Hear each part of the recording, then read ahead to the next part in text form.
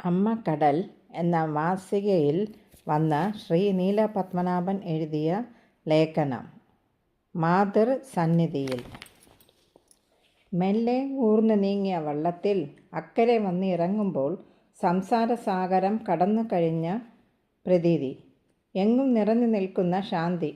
നടന്നുകൊണ്ടിരിക്കുമ്പോൾ മെല്ലെ മെല്ലെ കാതിൽ വന്നണയുന്ന ഭജനയുടെ ഈരടികൾ. വൃക്ഷങ്ങളുടെ ഇടയ്ക്ക് മുഖം കാണിക്കുന്ന ഭജനമണ്ഡപം, ആശ്രമം.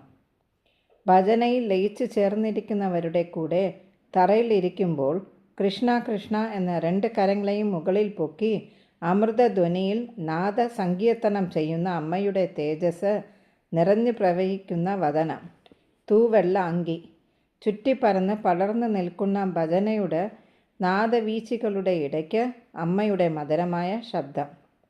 ഞരമ്പുകളിൽ ത്രസിച്ച് തട്ടിത്തലോടിക്കൊണ്ട് ജനനിയായി, സാന്ത്വനമായി, വാത്സല്യത്തോടെ അണയ്ക്കുന്ന മാതൃഭാവം.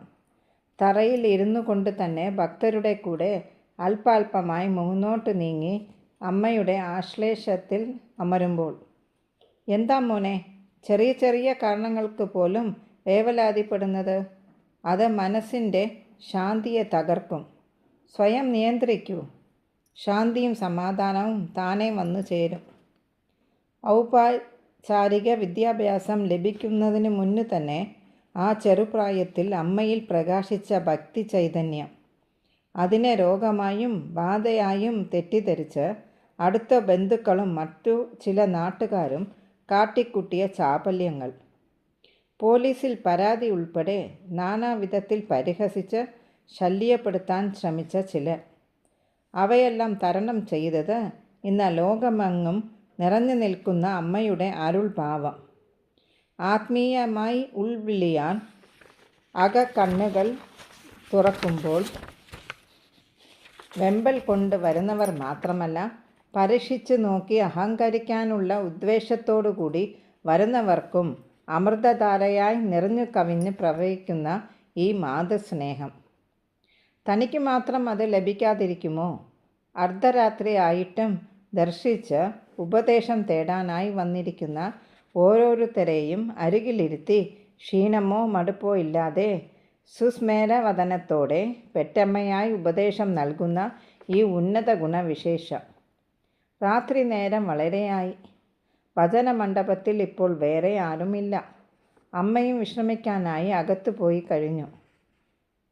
ജർമ്മനി, ഫ്രാൻസ്, അമേരിക്ക എന്നിങ്ങനെ വിദേശ രാജ്യങ്ങളിൽ നിന്ന് വന്ന് ആശ്രമ കുടിലുകളിൽ താമസിക്കുന്ന അമ്മയുടെ ഭക്തന്മാർ, ശിഷ്യജനങ്ങൾ, അമ്മയ്ക്ക് ശുശ്രൂഷ ചെയ്തുകൊണ്ട് ശുഷ്കാന്തിയോടെ കർമ്മനിരതയായി ഓടി നടക്കുന്ന വിദേശത്തെ ഒരു സ്ത്രീ പറഞ്ഞു ആംഗല ഭാഷയിൽ, എൻ്റെ നാട്ടിൽ വച്ച് ഭാരതത്തെ പറ്റിയോ അമ്മയെ പറ്റിയോ കേട്ടറിവ് പോലുമില്ലാത്ത കാലത്ത് തന്നെ എൻ്റെ സ്വപ്നത്തിൽ കൂടെ കൂടെ തെളിഞ്ഞുകൊണ്ടിരിക്കുന്ന അമ്മയുടെ പുഞ്ചിരിക്കുന്ന മുഖം. ആത്മീയതയിൽ കമ്പം വന്ന് ഭാരതം സന്ദർശിച്ച ചിലരുടെ കൂടെ ആദ്യം തിരുവണ്ണാമലയിലാണ് പോയത്.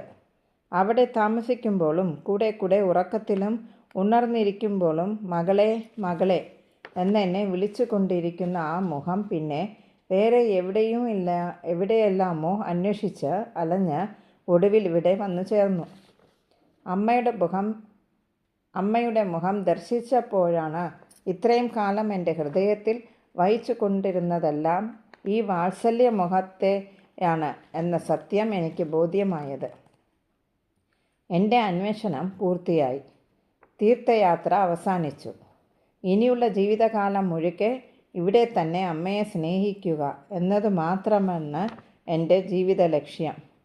ഇവരുടെ ദൃഷ്ടികളിൽ എത്രയ്ക്ക് തെളിച്ചം, സ്വരത്തിൽ എത്രയ്ക്ക് നിശ്ചയദാർഢ്യം. ഇങ്ങനെ ഒരു ഉൾവിളി ശ്രവിച്ച് ആ ലക്ഷ്യത്തെ അന്വേഷിച്ച് കണ്ടെത്തി ശിഷ്ടജീവിതം മുഴുവനും നിറഞ്ഞ മനസ്സോടെ ജീവിച്ചു തീർക്കാൻ എന്തുകൊണ്ട് തനിക്ക് സാധിക്കുന്നില്ല? ഒരിടത്തും തൃപ്തി ലഭിക്കാതെ, ഗതി കിട്ടാതെ ദേഹിയായി അലഞ്ഞു തിരിയുന്ന ഈ ആത്മാവ്. സന്യാസയോഗത്തിന് 7ാം ഭാവത്തിൽ വ്യാഴം നിൽക്കണം. തനിക്ക് ആ യോഗമില്ല. പക്ഷേ ഇതുകൊണ്ട് നിന്റെ മനസ്സ് തളരേണ്ട. ഭക്തിയോഗത്താൽ ദൈവത്തിൻ്റെ അനുഗ്രഹം നിനക്ക് ലഭ്യമാകും. തൻ്റെ ജാതകം നോക്കിയ ഒരു ജ്യോത്സ്യൻ്റെ പ്രവചനമിത്. ഭജനവേളയിൽ അമ്മയുടെ അമൃതമൊഴി. 100 നന്മകൾ ചെയ്താലും നാം ഒരേ ഒരു തെറ്റ് ചെയ്തു പോയാൽ ഉറ്റവരുടെയും ഉടയവരും ഉൾപ്പെടെ മനുഷ്യർ നമ്മെ പഴിക്കും. പക്ഷേ 100 പ്രാവശ്യം തെറ്റ് ചെയ്തിട്ട് നല്ല കാര്യം ഒന്നെങ്കിലും ചെയ്താൽ ദൈവം നമ്മെ സ്വീകരിക്കും. അതുകൊണ്ട് ദൈവത്തോട് ബന്ധം പുലർത്തൂ. എൻ്റെ കുഞ്ഞുങ്ങളെയെല്ലാം അദ്ദേഹത്തിൽ സമർപ്പിച്ചേക്കൂ. സ്വന്തം കുട്ടികൾ വളർന്ന് വലുതായി സ്വന്തമായി ജീവിക്കാനുള്ള ത്രാണി വന്ന ശേഷം അവരുടെ വിവാഹശേഷമെങ്കിലും ഈശ്വര ചിന്തയിലും ധർമ്മകാര്യങ്ങളിലും വ്യാപൃതരായി ജീവിക്കുക. പറ്റുമെങ്കിൽ ആശ്രമങ്ങളിലോ ഗുരുകുലങ്ങളിലോ ചെന്നെത്തി ശിഷ്ടജീവിതം നയിക്കാം. മക്കൾ, പിന്നെ ചെറുമക്കൾ എന്നിങ്ങനെ വിചാരിച്ച് പിന്നെയും പിന്നെയും വിഷമിച്ചു കൊണ്ടിരിക്കുമ്പോൾ അതുകൊണ്ട് അവർക്ക് ഒരു പ്രയോജനവുമില്ല. നിങ്ങൾക്കും പ്രയോജനമില്ല. മനസ്സ് അതിൻ്റെ വഴിയിൽ ചെന്ന് നമ്മുടെ ഈ ജന്മം പാഴായി പോകും. പക്ഷേ ദൈവത്തെ വിചാരിച്ച് സാധന ചെയ്തു പോന്നാൽ നിങ്ങളുടെ ആത്മീയ ശക്തി കൊണ്ട് നിങ്ങൾക്കും കുട്ടികൾക്കും മാത്രമല്ല കുടുംബത്തിനും സമൂഹത്തിനും ലോകത്തിനുമെല്ലാം എന്നേക്കും ഫലം ലഭിക്കും. ഇതുവരെയുള്ള വിശ്രമമില്ലാത്ത പരിശ്രമങ്ങൾ, അനുഭവിച്ച വ്യഥകൾ ഇവയെല്ലാം അവനവനു വേണ്ടി മാത്രമാണോ? കുടുംബം, ഭാര്യ, കുട്ടികൾ എന്നിവർക്കായി അക്ഷീണരായി പാടുപെടുന്നവർക്ക് എന്താണ് തിരികെ കിട്ടുന്നത്? സ്നേഹവാത്സല്യ പ്രകടനങ്ങൾ അല്പം മന്ദഗതിയിലായാൽ സ്വന്തം ഭാര്യയോടും കുട്ടികളോടും സ്നേഹമില്ല. കള്ളത്താടിയും കപട സന്യാസി വേഷവും. ഇതാരെ പറ്റിക്കാൻ? കളിയാക്കലുകൾ, ഒളിയമ്പുകൾ. വീണ്ടും ശാന്തി തരുന്നത് അമ്മയുടെ അമൃതമൊഴികളാണ്. മറ്റുള്ളവരുടെ കുറ്റങ്ങളെയും കുറവുകളെയും പൊറുക്കണം. ദേഷ്യം സാധകൻ്റെ പരമശത്രുവാണ്. ദേഷ്യത്താൽ ശരീരത്തിൻ്റെയും ഓരോ രോമകൂപങ്ങളുടെയും ശക്തി പോലും ക്ഷയിക്കും. കോപം വരുമ്പോൾ സ്വയം നിയന്ത്രിച്ച് മനസ്സിനെ ജയിക്കണം. മനസ്സ് തെറ്റായ പ്രവൃത്തികൾക്ക് പ്രേരിപ്പിക്കുമ്പോൾ പാടില്ല എന്ന ദൃഢചിത്തയോടെ നിഷേധിക്കണം. ഒറ്റയ്ക്ക് മാറി നിന്ന് നാമജപം ചെയ്യൂ. ദേഷ്യം താനേ കെട്ടടങ്ങും. അവനവൻ്റെ വ്യക്തിത്വം കളഞ്ഞു കുളിക്കാതെ വീട്ടുകാരോടും നാട്ടുകാരോടും പൊരുത്തപ്പെട്ട് ജീവിക്കുക എന്ന സാമൂഹ്യ മര്യാദയ്ക്ക് ആത്മീയമായി കാഴ്ചപ്പാട് തുണയ്ക്കുന്നത് കുറച്ചൊന്നുമല്ല. അമ്മയുടെ ഉപദേശം. 1-2 കുട്ടികൾ ജനിച്ച ശേഷം ദമ്പതികൾ സാധ്യമാകുന്നിടത്തോളം സഹോദരരെ പോലെ ജീവിക്കാനുള്ള ശക്തിയെ പ്രാപിക്കാൻ ശ്രമിക്കണം. നിങ്ങൾ ചെയ്യുന്ന സാധനയുടെ പൂർണ്ണ ഫലം ലഭിക്കുവാനും മനസ്സിൻ്റെ നിയന്ത്രണം കൊണ്ട് ആത്മീയ ഉന്നമനം കിട്ടുവാനും ഇത് ആവശ്യമാണ്. മനസ്സിൻ്റെ നിയന്ത്രണമില്ലാതെ ലഭിക്കുന്ന സുഖം ശരീരത്തിൻ്റെ ശക്തിയെ നഷ്ടപ്പെടുത്തും.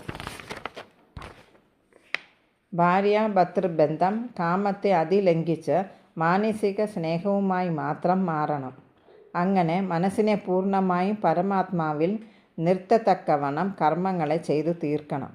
ഇന്നത്തെ ചുറ്റുപാടിൽ എത്ര തന്നെ ശ്രമിച്ചാലും കുടുംബാംഗങ്ങളെ എല്ലാം തൃപ്തിപ്പെടുത്തുവാൻ സാധിക്കുന്നവർ ഉണ്ടോ എന്നറിഞ്ഞുകൂടാ. എല്ലാവർക്കും ഏതെങ്കിലും തരത്തിൽ പരാതികൾ, പരാധീനതകൾ. അമ്മയുടെ അരുൾവാക്കുകൾ.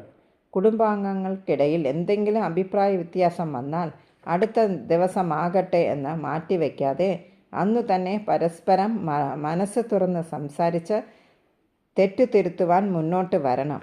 സ്നേഹിക്കുന്നവരോട് തിരികെ അത് പ്രകടിപ്പിക്കുവാൻ ആർക്കും സാധിക്കും. പക്ഷേ തൻ്റെ നേർക്ക് ദേഷ്യപ്പെടുന്നവരോടും വെറുപ്പും വിദ്വേഷവും കാണിക്കുന്നവരോടും തിരികെ സ്നേഹം കാഴ്ചവെക്കാൻ ശ്രമിക്കണം. അത് സാധ്യമാകുന്നിടത്താണ് ഒരു വ്യക്തിയുടെ മഹത്വം. കുറ്റങ്ങളെയും കുറവുകളെയും പരസ്പരം സഹിക്കുവാനും മറക്കുവാനും തയ്യാറായാൽ മാത്രമേ കുടുംബത്തിൽ സമാധാനം നിലനിർത്തുവാൻ സാധ്യമാകുകയുള്ളൂ. അമ്മമാർ മാതൃകയായി ജീവിക്കേണ്ടത് കുഞ്ഞുങ്ങളിൽ നല്ല സ്വഭാവം തളിരിടാൻ വളരെ ആവശ്യമാണ്. അതല്ലാതെ ജീവിക്കുന്നവർക്ക് കുട്ടികളെ എങ്ങനെ നല്ല രീതിയിൽ വളർത്താൻ സാധിക്കും?